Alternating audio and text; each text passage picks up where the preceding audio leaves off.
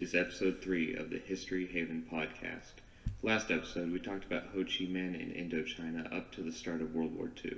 This week, we'll look at how World War II affected Vietnam, get into the First Indochina War.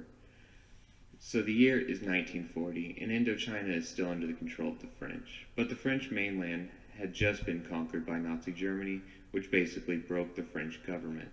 Once Germany took over France, it was split into Vichy France, Occupied France, and Free France.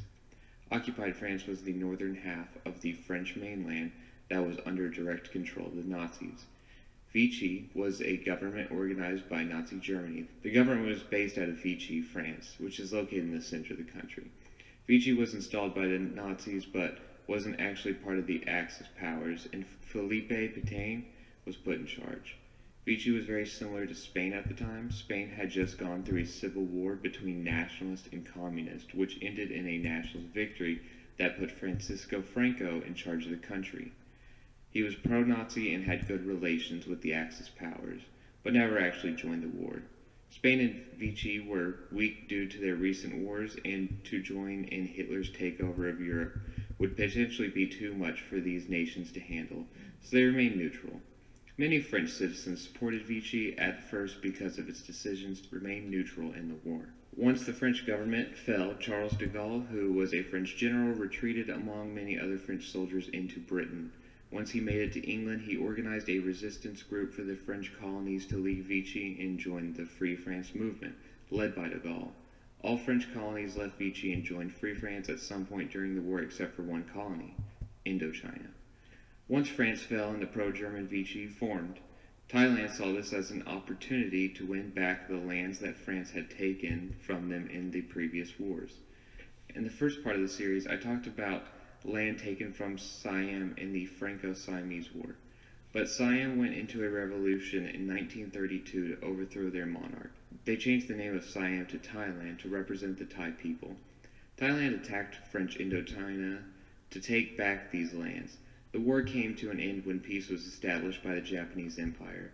Japan ordered Vichy to give those lands back to Thailand.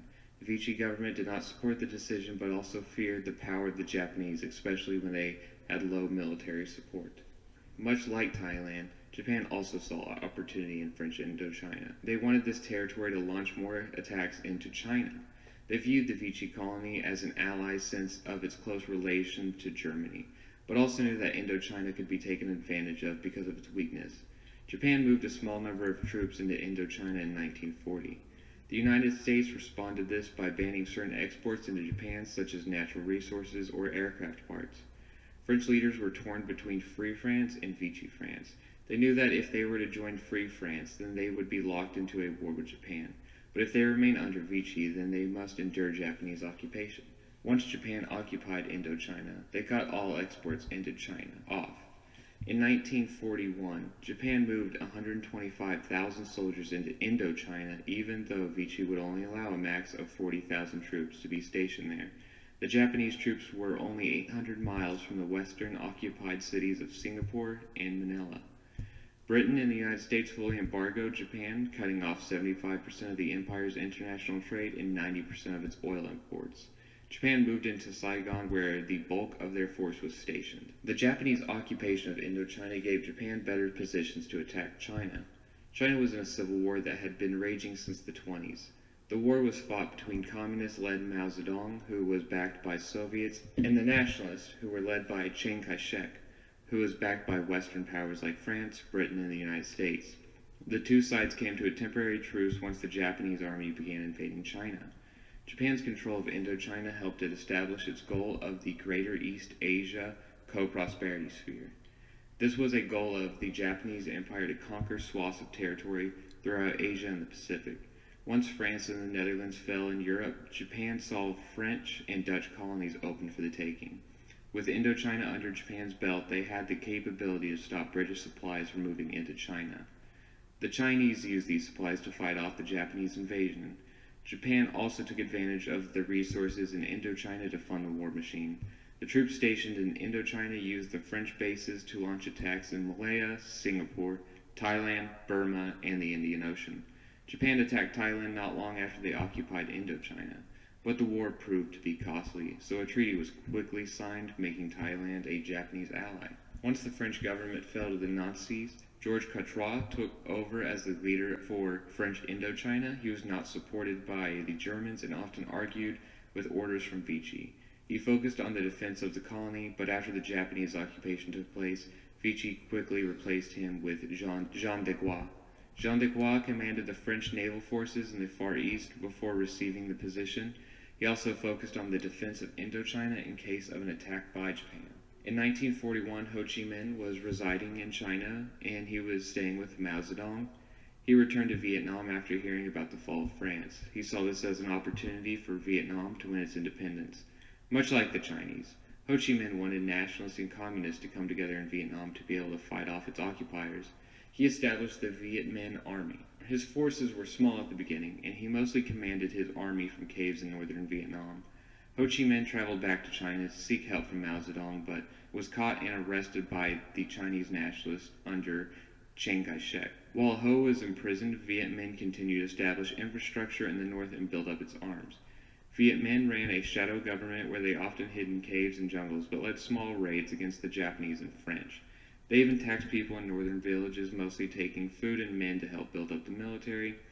Ho was released from China in 1943 and returned to Vietnam to serve for the Viet Minh. By the end of the war, Japan's power was quickly declining with the movement of Allied troops in the Pacific. In a last act of hope, Japan promised Vietnam sovereignty if they would help defend against Allied attacks. Japan established the Vietnamese Empire, which would only last around 6 months. The Japanese had Tran Trong Kim run the newly established state. He is given some credit for the country's name to actually be known as Vietnam. Japan had repeated the French control of Indochina by using Cochin China as a base of operations and allowing the northern regions limited autonomy. During the war, many crops and resources were used by the Japanese, French, and Viet Minh, not only as food, but Japan also turned rice and maize grown in Vietnam into fuel. The people of Indochina were struggling to find reliable sources of food, especially later in the war when U.S. bombing raids destroyed many of the supply lines carrying food and other resources throughout the region. A typhoon hit Southeast Asia in 1944. Not only did the storm destroy crops, but flooding was so bad that it washed over many rice fields. This was known as the Vietnamese famine, in which a reported 400,000 to 2 million people died from starvation. After the bombing of Nagasaki, Japan gave Vietnam its independence. Viet Minh continued raids on the Japanese military, and Ho Chi Minh actually received supplies from the United States to do so. With the Japanese close to surrendering, many soldiers abandoned the ranks and joined the fighting in Indochina. Japanese influence ramped up fighting between communist and nationalist Vietnamese. Kim's government tried to end the fighting and unify Vietnam, but Viet Minh didn't agree with the political ideology of Kim and continued fighting. While most Japanese soldiers traveled back to Japan or supported Kim's regime, some stayed and joined Viet Minh. Viet Minh was able to unify Vietnam due to the weakness of the remainder of the Japanese army. The unification did not last long. The remainder of the Japanese army in Indochina was surrounded on two sides. Troops in the north surrendered to Chiang's National Army, and troops in the south surrendered to the British Navy, who landed in Cochin China.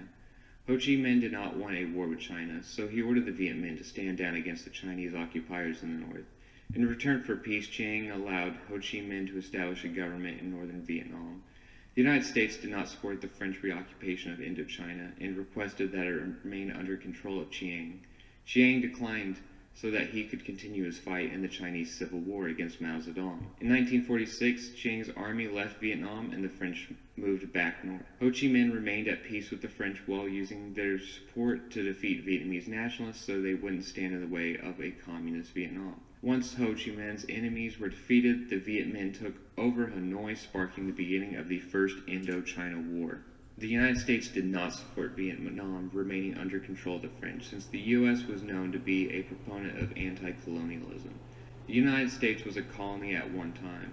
The Monroe Doctrine was created in 1823, which acted as a warning to European powers that Latin America was off limits to European imperialism.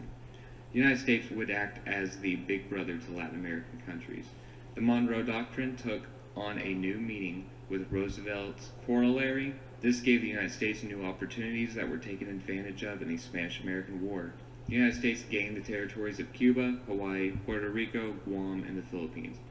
Cuba was given sovereignty but was heavily influenced by the U.S. economy. The Philippines remained under U.S. control until after World War II in 1946, and Hawaii, Puerto Rico, and Guam became part of the United States as territories. Roosevelt's corollary states that in case of flagrant and chronic wrongdoing by a Latin American country, the United States could intervene in the country's internal affairs, which basically meant that if the U.S. deemed the actions of another country as wrong, then they would have the right to charge of the nation's policies, government, economy, and so forth.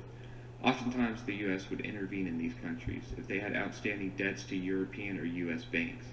The U.S. would pay their debts off, but then take control of their economy while they remained an independent nation. The Atlantic Charter was an agreement between Britain and the United States where Britain would deconstruct its colonial empire and bring self-determination to these nations following the end of the war.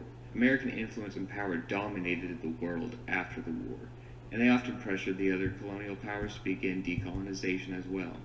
On top of that, nationalism grew in these occupied lands, which furthered support for decolonization. Following the war, decolonization slowed for a couple reasons. One was that racist ideologies argued that non-white inhabitants of these colonies were not civilized enough to create an autonomous government, and that they needed the help of European nations to keep the peace.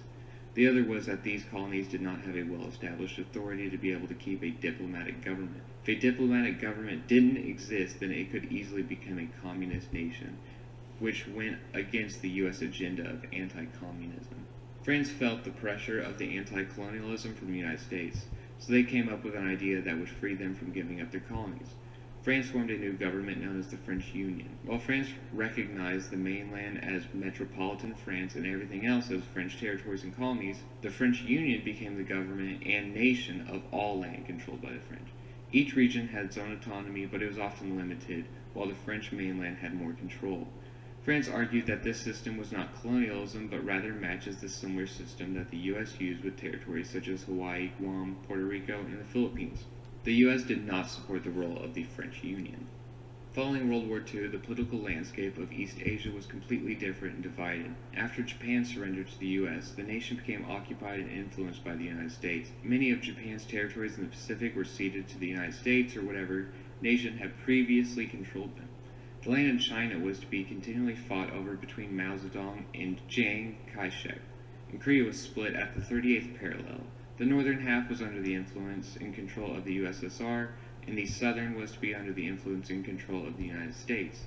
The Philippines was granted independence by the United States but remained a strong U.S. ally. The rest of East Asia south of China became an important area during the Cold War. This region was owned by colonial powers, and they were slowly gaining their independence, such as Indonesia, who gained theirs in 1945 from the Dutch. While the U.S. supported independence for these nations, they also feared that they would turn communist. Part of this fear was influenced by the domino theory, in which people believe that if one nation falls to communism, surrounding nations will follow. So it is better to stop the nation from adopting a communist government than to let them exist peacefully. Once Mao conquered China under the People's Republic of China in 1949, China was able to work with the Soviet Union in providing necessary support and supplies to other emerging communist nations. These resources were sent to North Korea, who then invaded South Korea. The U.S. began sending troops and supplies to the South Koreans to stop the attack. This only grew U.S. involvement in Asia and led to the U.S. going against its anti-colonial agenda in Indochina. The U.S. began supporting the French in its war in Indochina against the Viet Minh.